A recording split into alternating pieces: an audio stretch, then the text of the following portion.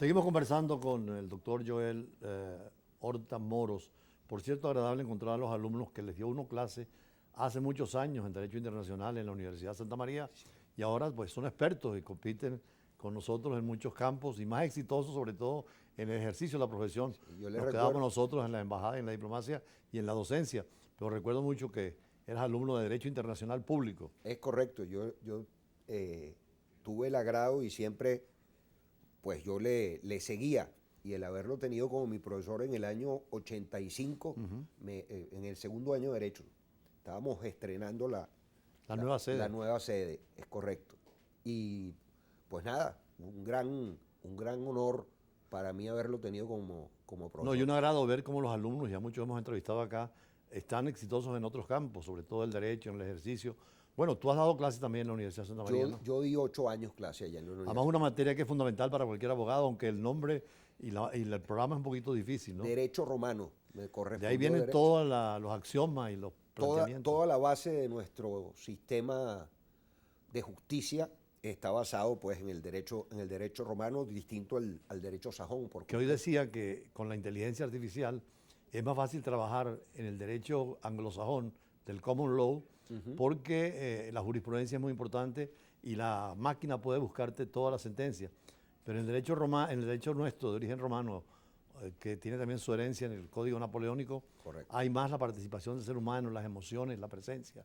Afortunadamente, porque como lo dice la palabra inteligencia artificial, esperemos que pueda ser tratada y legislada con mucha cordura por la inteligencia humana, que siempre debe privar sobre cualquier otra materia de este tipo. Usted se refería al tema del derecho y escuchaba ayer en la radio yo un programa donde estaban hablando del tema de la psicología, que prácticamente ha causado mucho revuelo lo de estos programas de inteligencia artificial porque la profesión del psicólogo pudiera quedar anulada. Entonces, estos conflictos son Precisamente interesantes. hoy yo escribo en mi columna de todos los jueves en el Universal sobre este tema de cómo se puede aplicar. Ya inclusive hay embajadas que son virtuales, no Imagínense. necesitan edificios, todo está registrado. Hay países que tienen todo su sistema registrado totalmente virtualizado.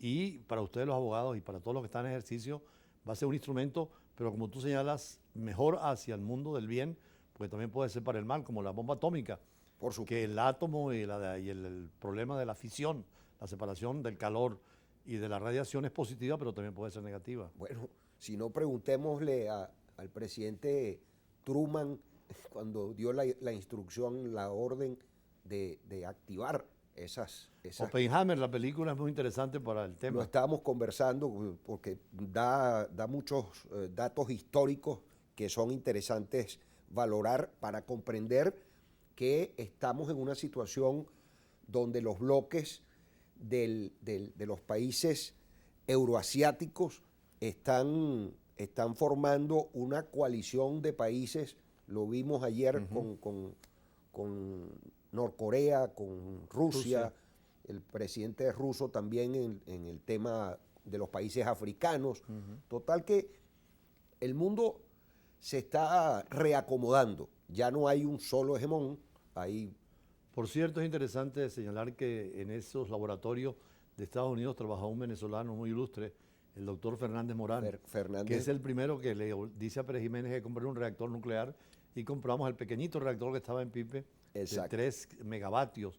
En la misma época, Perón compró para Argentina un reactor parecido, pero hoy Argentina tiene reactores de 1000 megavatios, pero en paz para electricidad y nosotros hemos olvidado todo ese proyecto. Sí, todo el tema nuclear eh, lo vemos como muy distante nosotros los venezolanos. Bueno, Y tenemos mucho uranio aquí en el país. pero muchísimo. Y tendríamos quizás la posibilidad de bien utilizarlo para el tema de la energía, sobre todo en esta crisis energética que tenemos hoy en Venezuela y en la propia región.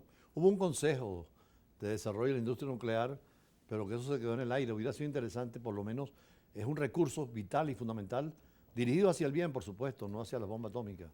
Sí, yo creo que la bomba atómica de moda lamentablemente hoy es el ser humano, ¿no? Nos hemos convertido en Portadores de la violencia. portadores de la violencia, muy lamentablemente. Bueno, está hoy la noticia, y creo que quería comentarla contigo, el tema de la invasión rusa a Ucrania. Es una situación absurda con tanto desarrollo, con las Naciones Unidas, y casi nadie puede hacer nada. Bueno, y al final esa guerra la van a tener que resolver el presidente Putin, que ya logró su objetivo, que era instalar sus bases, y sus bases en Bielorrusia y en los territorios que domina, y tendrán que resolverlo porque los grandes perdedores de esa confrontación son los europeos en general. Son de derecha y de izquierda, porque hay de gobiernos derecha e izquierda. como el de España, que es muy prudente en sus declaraciones. Así es. Es socialista. Esa guerra la está ganando la industria armamentística norteamericana realmente. Y entonces creo que ya el conflicto se ha extendido más de lo que contaban, y así como la OTAN tiene una injerencia importante en ese tema, soy un convencido que ahí tiene que haber una agenda bilateral entre los dos países para poder resolver el tema que al final de cuentas está afectando de manera muy importante el alimento, todo el tema cerealero, pero también los altísimos costos que ahí nos de obliga a energía. Venezuela a tener también una posición de centro, porque tenemos a Estados Unidos al lado para los barcos y el petróleo, y muy lejano para China, ¿no? Es correcto. Lo que nosotros, un barco lo ponemos en los Estados Unidos en 5 días, son 47 para llegar a China.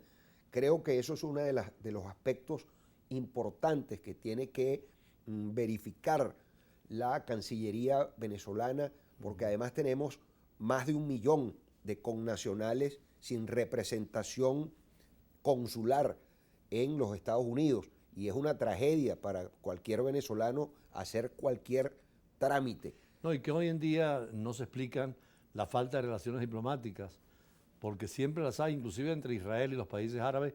Ya se han abierto relaciones diplomáticas con Omán, con los Emiratos Árabes Unidos, con Qatar. Es que es lo lógico, doctor. Si nosotros tenemos esa cercanía con los Estados Unidos de Norteamérica, demostró Chevron con una licencia limitada que pudo optimizar la producción petrolera, y que aspiran en diciembre ya llegar a cerca del 1 millón de barriles producidos.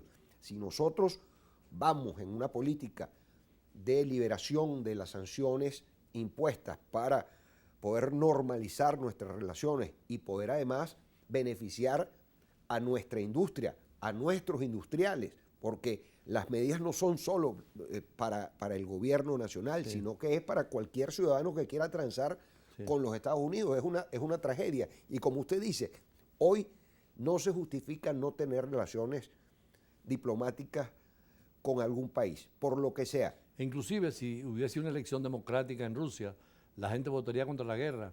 Como en Estados Unidos, que cuando Trump amenazó inclusive con desaparecer a Corea del Norte y con la guerra, la gente prefirió a los demócratas, que por lo menos negocian. Así es. Y es parte de ese equilibrio mundial que necesitamos, porque hay amenazas, el calentamiento global, el tema ecológico y el tema nuclear. Los arsenales están en Estados Unidos y en Rusia. Ahí está en esas dos sillas donde se sientan esos dos líderes, está, bueno, la paz mundial, la tranquilidad de todos nosotros, porque con solo accionar una pequeña parte del arsenal nuclear, tanto norteamericano como ruso, pues entraríamos en una carrera directa hacia la muerte de la humanidad toda. Tú estás muy cercano a muchos precandidatos y fuerzas en el campo de la oposición. Así es. Hay posibilidades, hablando con todos los que están representando, a darle importancia al tema internacional y a desarrollar políticas de Estado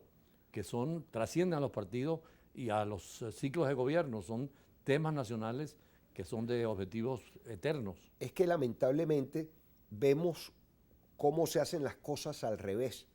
Venezuela, en cada uno de sus candidatos y de sus políticos, deberíamos producir un país racional, un país estable, un país visto a largo plazo. No es posible que siempre todas las agendas sean a 5 años o a 6 años. Nosotros ojalá aprendiéramos eso, por ejemplo, de los chinos, que Muy pragmáticos en la política exterior. absolutamente Negocian con pragmáticos, todo el mundo sin ninguna distinción. sin ningún, bueno, lo hacen de una manera impecable, pero a su vez las políticas las proyectan a 50, a 60 Es que el caso, años. ya para terminar, del Esequibo, es una política de Estado que ha sido por todos los gobiernos seguida en la misma línea de reclamar ese territorio para nosotros y deberíamos tener una sola visión en ese sentido. En el Esequibo nos une como venezolanos y esa es una lucha que ojalá la pudiéramos dar en todos los ámbitos del resto de la política nacional e internacional para que entendamos que no es un tema de gobierno, es un tema de Estado, lo que logra que las naciones crezcan y se desarrollen. No, y que vimos, por ejemplo, cómo Guyana ha unido criterios de la oposición y del gobierno y en cambio nosotros queremos y tenemos que hacer un esfuerzo para hacer un problema nacional donde todos participemos y además que podamos tener una sola voz. Fíjate que en España gana el Partido Socialista y sigue con los proyectos internacionales del Partido Popular.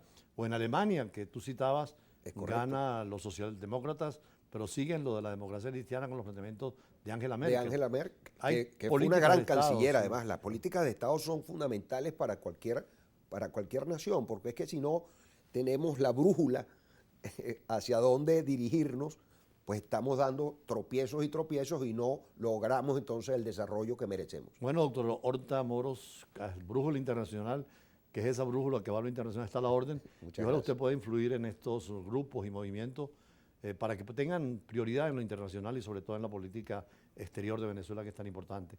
Vamos a unas posteriormente noticias del tema internacional y algunos análisis y acercamientos que hemos hecho con las embajadas en Caracas, especialmente con la de Egipto, que tuvo su fiesta nacional hace algunos días. Ya regresamos.